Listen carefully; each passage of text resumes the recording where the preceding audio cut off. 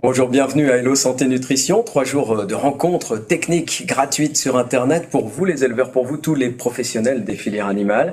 3 jours organisés par Hello Press, l'éditeur des 3 magazines professionnels de référence PLM, filière avicole et Pormag. Nous sommes toujours en direct du studio Hello Press à Rennes. Vous pouvez réagir, poser toutes vos questions avec le chat sur l'écran de l'ordinateur. On parle maintenant des vaches à cellules. Tous les éleveurs le savent, c'est un réel problème en élevage. On va voir l'impact que ça peut avoir sur vos performances, sur votre rentabilité. Et le laboratoire AHV va vous proposer ces solutions basées, vous allez le voir, sur une approche totalement innovante. Car vous le savez peut-être, le problème est tel qu'on parle maintenant de chronicité des vaches à cellules. Alors on va définir ce terme précisément. Sur le plateau d'Hello Santé Nutrition, nous accueillons Anthony Mercier. Bonjour Anthony. Bonjour Pascal. Vous êtes responsable du développement technique du laboratoire AHV en France. Geoffrey Accard, bonjour. Bonjour. Vous êtes vétérinaire conseil pour AHV International. Et puis Fabien Bernard, bonjour Fabien. Vous êtes éleveur GAEC Élevage Bernard, c'est situé, vous nous le direz tout à l'heure, dans les Côtes-d'Armor. Anthony, vous êtes responsable développement technique. Pouvez-vous nous dire déjà ce que vous entendez par chronicité en élevage? Qu'est-ce que ça veut dire? Alors, Pascal, le terme de chronicité décrit en fait le caractère d'une maladie à évolution plus ou moins rapide et qui ne se guérit pas, voire qui ne se guérit jamais.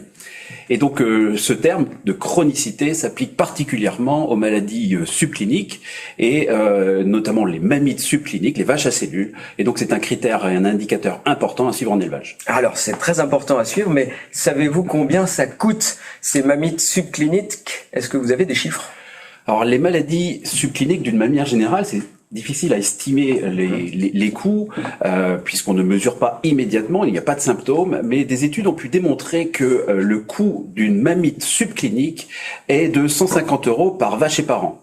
Il y a principalement 2 critères qui expliquent ce coût. D'abord, la baisse de production laitière qui est liée à ces cellules, et puis les réformes qui sont induites à cause de ces vaches à cellules. Il y a une étude plus récente là qui a permis de calculer, d'estimer qu'une vache à 200 000 cellules avait une production laitière réduite de 6% par rapport à une vache qu'on va considérer saine entre 30 000 et 50 000 cellules.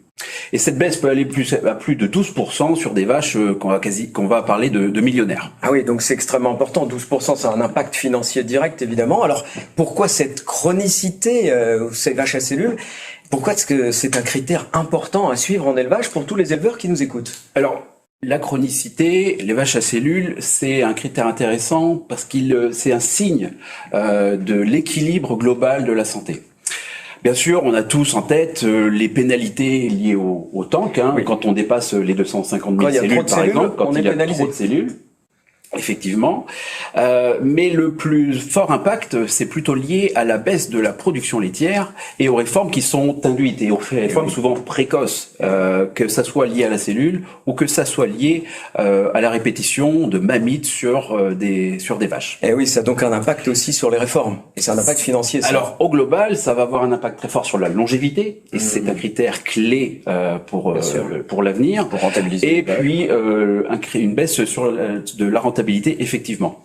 Et au global, et je crois que c'est il y a COP 21 ou 26 en ce moment. 28 COP 28. Pascal, oui, merci. Oui. C'est l'impact sur l'empreinte carbone des filières laitières qui est impacté. Évidemment, ça a un impact aussi climatique. Alors, et vous, dans votre troupeau, derrière votre écran d'ordinateur, quel est votre taux moyen de cellules au tank? Répondez très rapidement à cette question flash. Je regarde les chiffres. Voilà, quel est votre taux cellulaire? Vous avez plusieurs choix. Allez-y, cliquez de 0 à 100, de 100 à 150, de 150 à 250, de 250 à 500 ou plus de 500. Évidemment, on va collecter les résultats. On en parlera tout à l'heure en fin de webinaire, le temps que les résultats arrivent. Votez, allez-y, répondez sur votre ordinateur. Anthony, quel est le risque, ou plutôt les risques des vaches à cellules? Effectivement, Pascal, il faut parler des risques des vaches à cellules. Le premier, c'est que on sait qu'une vache de 200 000 cellules va avoir un risque de mammite clinique multiplié par 4. Ah oui, multiplié par 4. On passe de la subclinique à la clinique avec des impacts financiers importants. Second risque que l'on connaît sur ces vaches à cellules, c'est le risque de contamination des autres vaches du troupeau, notamment lors de la traite. Et puis, ces vaches à cellules, c'est aussi celles sur lesquelles on va appliquer des antibiotiques au tarissement, dans l'espoir de les assainir et d'avoir une lactation saine à l'avenir. Et donc, ça participe à l'antibiorésistance d'une manière générale dans l'élevage. Et donc, il est indispensable et crucial d'enrayer cette installation de chronicité sur les animaux, de manière à limiter les problèmes, notamment mammaires. Ouais, donc on a bien compris que c'est un problème réel, vous le savez tous, hein, les éleveurs qui nous regardez. Je me tourne justement vers vous, Fabien, vous qui êtes éleveur. En quelques mots, présentez-nous votre élevage, vous êtes où? Donc moi, je suis situé à Glomel, dans les Côtes d'Armor. Donc je suis installé avec mon frère sur un élevage laitier de 180 vaches. Donc on a fait le choix de continuer le pâturage avec donc on traite en salle de traite rotative, 30 places. 30 places, là ça va être on est aidé par nos parents à la retraite et un apprenti.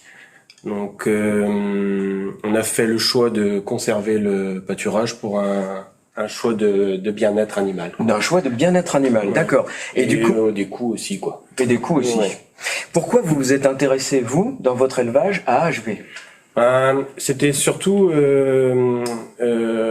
poussé par la laiterie un peu, pour diminuer l'achat et l'utilisation d'antibiotiques, notamment au tarissement, quoi. D'accord. Alors quand vous dites diminuer l'utilisation des antibiotiques, vous avez fait référence à la laiterie, hein, qui va dans ce sens-là. D'une part, c'était tout simplement pour éviter des accidents. Oui. D'autre part, pour baisser l'antibiorésistance. Voilà, l'antibiorésistance, et puis travailler avec d'autres produits plus sains.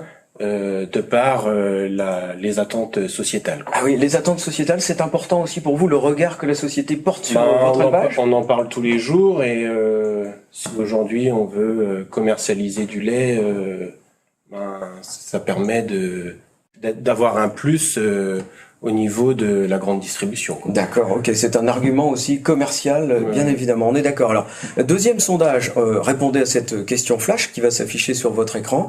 Et vous, dans votre élevage, quelle est votre technique de tarissement? Est-ce que vous faites un antibiotique systématique? Est-ce que vous faites un antibiotique en sélectif uniquement sur certaines vaches? Ou est-ce que vous faites pas du tout d'antibiotiques au moment du tarissement? Pareil, on va attendre quelques minutes et puis on vous donnera les résultats en fin de webinaire. J'aimerais qu'on revienne, Anthony, sur l'antibiorésistance. On en a parlé une seconde avec Fabien. Qu'est-ce que c'est précisément? On l'entend tous les jours, ça, antibiorésistance, mais on sait peu finalement ce que c'est. Comment ça se construit et quelle gravité ça peut avoir? Alors, de manière assez simple, l'antibiorésistance, c'est la résistance ou le manque de sensibilité de certaines bactéries à certains antibiotiques. D'accord. Qui résistent à l'antibiotique, voilà. Elles portent, ces bactéries en elles, un gène qui leur permet de ne pas être sensibles à ces antibiotiques, et quand on les applique, seules ces bactéries vont rester dans le milieu. Le problème de cette antibiorésistance, c'est qu'on en vient à l'impossibilité de traiter des maladies, des infections, que ça soit sur les animaux comme sur les humains. Et c'est un enjeu de santé publique majeur au niveau européen comme mondial. Voilà, parce que ces bactéries peuvent être résistantes, dangereux pour l'homme, et on n'a pas d'antibiotiques pour les éradiquer. Exactement. D'accord. C'est bien ça. Un vrai enjeu de santé générale, mondiale, évidemment animale, mais humaine aussi. Alors, de nombreux éleveurs sont confrontés à cette chronicité, vous le savez, vous qui nous regardez. Geoffrey, vous êtes vétérinaire, vous, chez AHV. Comment les laitières, comment un élevage en arrive là, à une présence si importante des cellules dans le lait? Simplement expliquer la chronicité et même une partie de cette résistance vis-à-vis les antibiotiques, expliquée par la présence de biofilms. Un biofilm. Alors, un biofilm, pour moi, c'est dans les tuyaux, peut-être dans l'industrie agroalimentaire. Vous me dites qu'il y a des biofilms à l'intérieur de la vache? Il y a les biofilms partout. Au dehors d'un laboratoire, la plupart des bactéries sont présentes en biofilm sur toutes les surfaces, les tuyaux, les dents, tartre, le rumen, et l'utérus, et bien sûr aussi la mamelle. Donc il y a des biofilms dans les mamelles de nos vaches. Mais alors, qu'est-ce que c'est un biofilm concrètement? Un biofilm, c'est un réservoir de bactéries pathogènes. vous pouvez l'imaginer comme une cabane dont les bactéries et des autres micro-organismes mixtes sont protégés des influences environnementales. Pourquoi cette protection? Parce qu'une bactérie simple est très sensible à ces influences environnementales. Pensez pH, pensez température. Donc elle doit se protéger. Elle doit se protéger et cette protection, ce biofilm, contient ou consiste des protéines, des sucres, et pour produire et sécréter ce col biologique, ça prend beaucoup d'énergie d'une seule bactérie. C'est pour ça qu'ils travaillent ensemble pour avoir cette protection contre les contraintes physiques, chimiques et bien sûr, dans l'animal, contre le système immunitaire. Et là, ils attendent le moment opportun pour quitter le biofilm, pour se diviser, multiplier et essayer de coloniser l'organe ou l'endroit où ils se retrouvent. Alors ce moment opportun, c'est quoi? Ça arrive à quel moment? Spécifiquement dans l'animal, ce moment opportun, c'est un moment de stress. Ce stress peut être métabolique, car en zone énergique, ce stress peut être immunologique, donc un défi de système immunitaire. Et comme on sait que dans la vie, dans la lactation d'une vache, elle est confrontée avec plusieurs moments de stress. Donc, on voit ça très bien quand on fait le suivi, le contrôle de lait, ou si on a les robots, dans une augmentation des taux cellulaires. Et là, parfois, on voit même les fluctuations, un peu comme le yo-yo. Ah oui, on voit le yo-yo des fluctuations. Alors, ces fluctuations, vous faites référence au comptage cellulaire. Pourquoi ça fluctue comme ça? Parce que le biofilm, c'est quelque chose de dynamique. Quand le système immunitaire est élevé, les bactéries, ils se retrouvent dans le biofilm. Quand il y a une présence d'antibiotiques, ils se cachent. Elles viennent se cacher là, quoi. Tout à fait. C'est une cabane, un abri. Fabien, au niveau de votre élevage, qu'est-ce que vous constatez? À quel moment apparaissent les cellules chez vous? Dans un premier temps, c'est au niveau des transitions alimentaires, pâturage, quand on les met au pâturage ou quand on change de silo de maïs, ou alors les températures. Donc température très chaude, notamment comme au mois de septembre ou au mois de juin dernier. Vous l'avez constaté là? Un petit peu, oui. Ah oui. Et aussi avec des automnes très humides et des températures fraîches. Donc conditions climatiques, température qui bouge, transition alimentaire. Oui. À chaque fois, c'est une période sensible, hein, on est d'accord? Les cellules peuvent repartir. Il faut être vigilant, quoi. Bon, Geoffrey, pourquoi il n'est pas possible de faire face aux vaches et cellules avec les méthodes actuelles? Avec les méthodes actuelles, vous référencez les antibiotiques. Et comme expliqué, les antibiotiques sont puissants pour développer le biofilm. En fait, ça instigue les bactéries de les développer. Et on sait que les antibiotiques ne peuvent pas toucher les bactéries qui sont dans le biofilm. Il y a même un test qui a démontré qu'il te faut une concentration 400 fois la dose normale. 400 fois pour franchir le biofilm. Donc, en autre mot, c'est impossible de traiter des bactéries dans le biofilm avec un antibiotique. D'accord. Alors, qu'est-ce que vous proposez? Quelle est l'innovation d'AHV face à ces cellules et face à ce biofilm? Concrètement, il y a Gert-Jan Streefland. C'est un vétérinaire terrain en hollandais qui a commencé avec AHV. Pourquoi? Parce qu'il n'était pas content avec les outils à sa disposition pour traiter les animaux. Donc, ce qu'il a pu retrouver, c'était une molécule qui peut brouiller cette communication entre bactéries qui fait le développement des biofilms. En plus, en recherche de ces molécules, on a trouvé une synergie. Donc, les molécules permettent même de casser le biofilm et donc rendre les bactéries de nouveau sensibles, ouverts à l'environnement et donc aussi le système immunitaire. Donc, vous avez trouvé une molécule qui casse la cabane, si je peux dire ça, qui casse l'abri, la protection dont les bactéries se munissent pour se protéger de leur environnement et notamment des antibiotiques. Mais comment êtes-vous en mesure de tester l'efficacité de cette molécule sur le biofilm?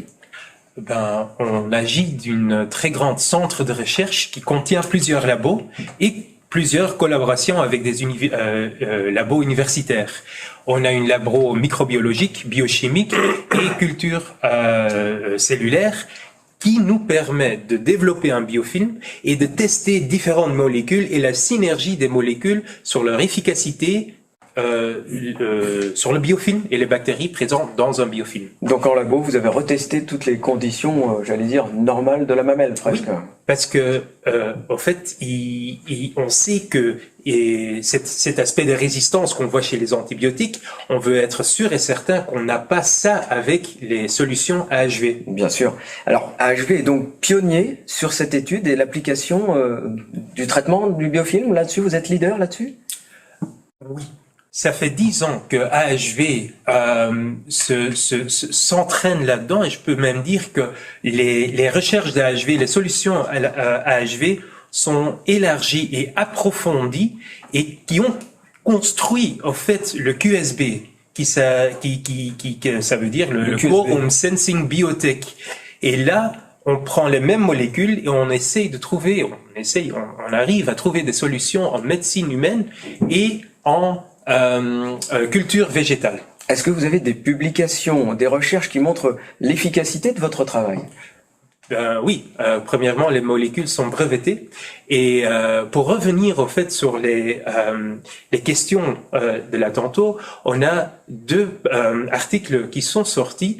Un qui démontre que c'est parfaitement possible avec le extra qui contient cette molécule qui peut brouiller la communication des bactéries. Si on donne 1 mois, 2 mois avant le tarissement et 7 jours après le vélage, comparé avec l'usage antibiotique systématiquement et obturateur interne au moment du tarissement, on voit que on n'a pas un impact négatif sur le taux cellulaire. En plus, on voit une moindre de nouvelles infections intramammaires et une augmentation de production de lait. Alors, si je comprends bien, le concept AHV, ça consiste à éliminer le biofilm présent dans l'animal, c'est bien ça, Geoffrey? Oui, mais pas que. Parce que pendant nos recherches, on a aussi aperçu que 1/3 des mammites, on ne retrouve pas des antibiotiques, mais on a bien ce système immunitaire déficit qui ne marche pas bien ou des carences métaboliques. Et là, on sait qu'on va travailler sur le microbiome, donc sur la perturbation du biofilm, mais on veut aussi soutenir le métabolisme énergétique. Donc les solutions AHV ensemble avec les conseils fait qu'on essaye d'avoir une approche pour élever le santé animale en tout l'élevage. Bon, Anthony, concrètement, dans les élevages, comment ça se passe sur le terrain? Alors, concrètement, les molécules dont Geoffrey nous a fait part, qui ont une action sur la communication des bactéries, eh bien, on a pu les sourcer dans des plantes ou dans des extraits de plantes qu'on a pu travailler de manière technologique. Et donc, ces extraits de plantes, on les a intégrés dans des compléments alimentaires. Donc en fait, nos produits sont des produits que l'on administre de manière orale, de manière très simple. Donc ce sont des compléments alimentaires. Par ingestion, quoi. Par ingestion. On a 3 grands types 3 catégories de produits. Donc un premier type qui agit sur la communication entre les bactéries. Un deuxième type où elle va moduler l'inflammation, soutenir l'inflammation quand nécessaire. Et puis un troisième sur le soutien du métabolisme énergétique. Avec ces 3 catégories de produits, eh bien on a développé des protocoles qui vont du préventif jusqu'au réactif. En passant par la santé utérine, la santé de la mamelle ou la santé du veau, par exemple. Voilà. Des protocoles adaptés donc à chaque situation. Exactement. C'est bien ça. Fabien, ces protocoles, comment ils sont mis en place chez vous, dans votre élevage? Alors, je suis suivi avec Vincent, mon conseiller. D'accord. Donc, on se base, je fais un contrôle hebdomadaire sur tout mon troupeau à la traite. Et puis après, on se base sur les données historiques de cellules. De là, on fait des préconisations individuelles et le mois suivant, on regarde les résultats. On regarde les résultats, d'accord. Anthony, lorsque vous analysez ces comptages cellulaires des animaux, sur quoi est-ce que vous vous basez finalement? Alors on se base sur l'historique des taux cellulaires individuels des animaux. C'est important de travailler sur une Parce longue que chaque période. vache est différente finalement. Chaque vache est différente. Un mois, comme l'expliquait Geoffrey, avec ces vaches à yo-yo, on peut avoir une vache à 1 million un mois et puis 50 000 le mois suivant. d'après. Donc il est important d'avoir cette perspective sur une longue période. Donc on utilise des données du contrôle laitier ou des robots quand c'est disponible. Et à partir de là, on s'est fixé un seuil d'alerte. Et pour nous, ce seuil d'alerte au-delà duquel une vache présente des risques importants de développement de biofilm, eh bien c'est 100 000 cellules. Alors je sais que pour beaucoup, 100 000 cellules c'est considéré comme une vache saine. Et oui, 100 000, c'est pas si important. Ouais. En fait, il faut bien comprendre que 100 000, c'est la moyenne des 4 quartiers. Oui. On l'a dit tout à l'heure, une vache saine, c'est autour de 30 à 50 000. Ça veut dire que quand on a 3 quartiers qui sont considérés comme sains, pour que la vache soit à 100 000 cellules, il faut que ce 4e quartier soit à 250, 280 000 cellules. Ça tape, quoi. Si on considère une vache à 200 000, eh bien là, c'est qu'on a un quartier à 650 000 minimum. Et c'est bien ce quartier-là qui va nous embêter, qui va générer des problèmes éventuellement de chronicité ou éventuellement de il faut intervenir quand même, quoi. Même si c'est qu'un quartier, évidemment. Même si c'est qu'un quartier, cette vache-là est susceptible de nous embêter demain. Donc en fait, ça va être d'agir le plus vite possible, de manière à éradiquer le biofilm. Bon, Fabien, sur votre exploitation, comment vous mettez les choses en place? En fait, avec le suivi que j'ai avec le technicien, on fait beaucoup de préventifs et du coup ça nous permet de bien travailler, de surveiller que ça n'apparaisse pas d'abord en préventif. Voilà. Et alors du coup, comment vous faites en préventif si un problème arrive? Qu'est-ce qui se passe à ce moment-là s'il y a un problème mammaire qui survient? Qu'est-ce que vous faites? Ah bah là on passe en curatif. Oui. Et du coup on a un autre protocole avec d'autres donc c'est à base de bolus. Et ça fonctionne aussi. Ça fonctionne aussi, quoi. Bon, depuis combien de temps vous travaillez avec AHV, Fabien? Donc ça fait 1 an et demi que je travaille avec AHV. Et quels résultats vous obtenez? Des bons résultats. Donc on a diminué le taux cellulaire au niveau du bac. Oui. Et ce que me suis aperçu, c'est que on a des vaches qui étaient un peu fortes en cellules, et qu'on a réussi à leur faire une autre lactation grâce à ces protocoles-là. On a gagné une lactation avant de l'envoyer en réforme. Voilà. Ce qui est quand même financièrement intéressant. Parce que cette vache-là, elle est amortie quelque part. Si on est bien d'accord, hein, c'est quand même très très utile. Alors, Anthony, lorsque les éleveurs commencent à travailler avec vous, comme le fait Fabien, comment ça se passe? Alors comment ça se passe? Eh bien, c'est une caractéristique et une stratégie d'AHV au niveau mondial. C'est d'aller en direct avec les éleveurs. Vous allez toujours sur l'élevage. On va en élevage, des conseillers AHV vont directement en élevage pour travailler avec les éleveurs. En France, par exemple, on est une équipe de plus de 20 personnes qui intervenons directement au service des éleveurs, parce qu'il faut bien avoir en tête que ce qu'on propose avec notre approche, c'est une véritable révolution. Et donc on a besoin d'accompagner les éleveurs dans cette transition entre les méthodes, on va pas dire du passé, parce qu'elles sont encore actuelles, mais les anciennes méthodes et puis notre nouvelle approche. Les autres méthodes, voilà. C'est vraiment révolutionnaire et donc en cela on a besoin d'accompagner les symptômes, la manière dont va réagir l'animal, puisque c'est lui qui réagit, sont complètement différents de ce qu'on pouvait auparavant. Et vous suivez les résultats, les protocoles précisément? Alors c'est là où le travail du conseiller est particulièrement important. Donc d'abord, quand on intervient, comme chez Fabien au démarrage, on fait une analyse de la situation, une sorte d'audit au cours duquel on va pouvoir déterminer les problématiques et les priorités dans ces problématiques. À l'aide des données disponibles et puis de l'intelligence artificielle également, on va être capable de classer les vaches en fonction de leur niveau de risque, de leur niveau de contamination, et de déterminer le soutien le plus approprié. Parce que Vincent le fait de la même manière chez toi, Fabien, il détermine avec toi aussi les vaches qu'il faut cibler en fonction de leur historique, en fonction de leurs caractéristiques physiques ou de leur comportement. Si une vache va se coucher, par exemple, directement après la traite, ou qu'elle se couche directement dans les passages. Donc ça va permettre d'identifier, d'adapter les protocoles adaptés. Une fois que ça s'est fait, qu'on a déterminé les bons protocoles, eh ben on va pouvoir les suivre, les appliquer, puis les suivre de manière à éventuellement ajuster aux besoins. Bon, Fabien, vous qui travaillez depuis 1 an et demi avec cette nouvelle méthode révolutionnaire, quels sont les gros avantages que vous y voyez? Alors, en avantage, c'est une sérénité. Il n'y a pas de risque au tank. Et aussi, j'ai pu augmenter mon lait vendu par vache. Parce que c'est important. Ce qui est important, mon lait vendu en fait. Ouais. Mon lait, pas forcément mon lait produit, mais mon lait vendu. Ben oui, parce qu'il y a moins de casse entre guillemets, voilà. On en jette moins, on est bien d'accord. On jette moins. Donc on abaisse aussi le nombre de problèmes de mammites. Et donc moins de lait à écarter quoi. Et il y a l'impact carbone aussi, on en parle tous les jours. Vous me disiez que c'était important pour vous, ça, bien sûr. Et les attentes sociétales. Il y a un autre point aussi, c'est que j'ai réussi à faire une lactation en plus sur certaines vaches, pas sur toutes, mais sur certaines vaches. Et d'autant plus que j'étais ces derniers temps en accroissement de troupeau. Maintenant, donc on est en rythme de croisière. Vous êtes en rythme de croisière, donc beaucoup d'avantages. Anthony, quelle est la ligne directrice de l'approche AHV dans les élevages? Elle est relativement simple. Pour nous, une vache malade, c'est déjà trop tard. Ah oui. Donc en fait, l'enjeu, il est d'anticiper toutes les phases à risque de manière à maintenir les animaux en bonne santé.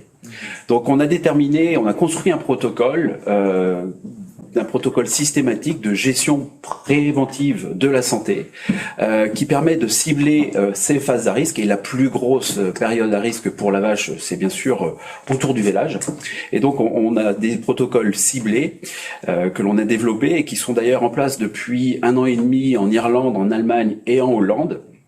Donc aujourd'hui on a mesure de calculer le retour sur investissement économique. Ah oui, ça c'est important. Qui permet et qui se traduit d'ailleurs par des meilleures performances zootechniques et puis de manière aussi importante pour les éleveurs, la réduction de problèmes de santé. Ouais, c'est ce que vous faites chez vous, Fabien, ciblé comme ça. Ouais, donc on a un protocole systématique et ça permet de limiter les problèmes. Il y a aussi donc l'inventarissement. Donc avec mon technicien, on a des protocoles et donc du coup 40 jours avant le tarissement, on procède à un protocole et cela permet d'assainir la vache pendant son tarissement et c'est là qu'on s'est rendu compte que la vache était plus saine et qu'elle pouvait faire une lactation de plus. Alors on y revient toujours, mais c'est vraiment pas anodin, une lactation de plus. Tous les éleveurs qui nous regardaient, là, vous le savez évidemment. Parfait, merci à vous. On va passer maintenant rapidement, parce que je vois l'heure qui tourne, aux questions des internautes. Allez-y, posez vos questions, réagissez sur le chat. Vous le savez, vous connaissez maintenant comment ça se passe. J'accueille Vanessa Morisset. Bonjour Vanessa. Bonjour Pascal. Vous êtes responsable marketing et communication à AHV. Quelles sont les questions qu'on vous a posées? Oui, alors la première question, c'est concrètement, si j'ai une vache à cellules dans mon troupeau, j'administre les bolus AHV pour y faire face. Qui veut répondre? Je prends Geoffrey. bien, oui. Geoffrey. Effectivement. Donc, et ce qu'on a vu, c'est au départ, Anthony a expliqué l'importance de cette eau cellulaire parce que ça a un effet négatif sur la production laitière. Donc, ce qu'on veut faire, c'est on veut en fait casser le biofilm pour quand même aider l'animal à détruire les bactéries. Détruire les bactéries ou à se mettre de nouveau en bonne santé. Ouais. Et ça s'explique pas non seulement sur une moindre de cellules, mais surtout l'effet négatif sur la production de lait est parti. Donc elle se remet à sa production qu'elle pouvait faire s'il n'avait pas ces cellules élevées. Cette solution. Alors je rajouterais peut-être que en fonction du niveau de contamination ou du niveau de cellules de cette vache-là, eh bien on va ajuster des protocoles différenciés. Parce qu'on sait très bien que des vaches qui sont plombées, multimillionnaires depuis plusieurs mois. En cellules, hein, pas en euros, on est d'accord. Vont être très difficiles celles-là, elles sont dures à récupérer. Voilà, donc l'enjeu, il est de suivre les données de manière à prendre le plus précocement possible ces vaches-là. Vanessa, y a-t-il une autre question? La deuxième question est, est-ce que le concept AHV aborde d'autres aspects de la santé aujourd'hui? Geoffrey? Est-ce qu'on a d'autres bénéfices, je comprends la question, ou Anthony? Ce qui se passe dans la mamelle, on en a beaucoup parlé aujourd'hui, ça se passe également dans un utérus, Mais oui. dans un poumon, qu'il soit de vache ou de veau. On travaille également sur des dermatites, par exemple mammaires, qui peuvent se développer, qui sont des bactéries dues à des bactéries présentes sous forme de biofilm. Donc effectivement, notre approche permet de travailler sur et de soutenir les animaux sur tout ce qui présente un lien avec des infections ou des inflammations. Ouais, sur d'autres pathologies, ça a un impact positif aussi, sur le veau, et pas comme sur la uniquement vache. sur la production de lait. Vanessa, une autre question? Oui, une autre question, la dernière parce que le temps tourne. Oui. Alors, quel est le coût des produits pour traiter une mamite? Ah, bonne question. Qui veut répondre? C'est plus Anthony. Alors, combien ça coûte? Alors, le premier point qui est important à rappeler, c'est combien coûte une mamite. Ça coûte cher. Ça coûte cher. Il y a le lait jeté, le traitement, le temps de travail, ne l'oublions pas. La perte, j'allais dire, de production de l'animal, alors pas en lait, mais en temps de vie, quoi. En temps de vie, productif. le risque de récidive et aussi la perte de production sur le reste de la lactation, sachant que les mammites interviennent à 60% dans les 60 premiers jours, donc il y a des niveaux de production les plus élevés. Eh oui. Donc ça, c'est déjà d'avoir ça clairement en tête, qu'une mamite coûte plus de 350 € par vache. D'accord. À côté de ça, effectivement, nous, on propose des traitements qui vont être autour des 100 € de coût direct, alors que la mamite va avoir un impact de plus de 350 € au global. Allez, on arrête là. Que j'ajoute encore une chose qui est quand même assez important et que parfois on oublie quand on est en train de traiter un animal, c'est un traitement bénéfice, c'est quoi? Parce que on a vu qu'avec les mises en place de quelques produits AHV, le taux de guérison bactérielle est plus élevé que quand on mettrait une antibiotique pour attaquer une certaine inflammation. Et on voit ça si on va regarder le long du chemin de cette vache, et dans les 21 jours, on voit que la vache a pu se guérir elle-même mieux que avec certains autres produits ou des antibiotiques. On est bien d'accord. Merci à toutes et à tous. On s'arrête ici parce que le temps est écoulé. Merci d'avoir suivi ce webinaire. J'espère qu'il vous a autant intéressé que moi-même. À retrouver évidemment sur Hello Santé et Nutrition en replay. Bonne journée et à bientôt sur Hello.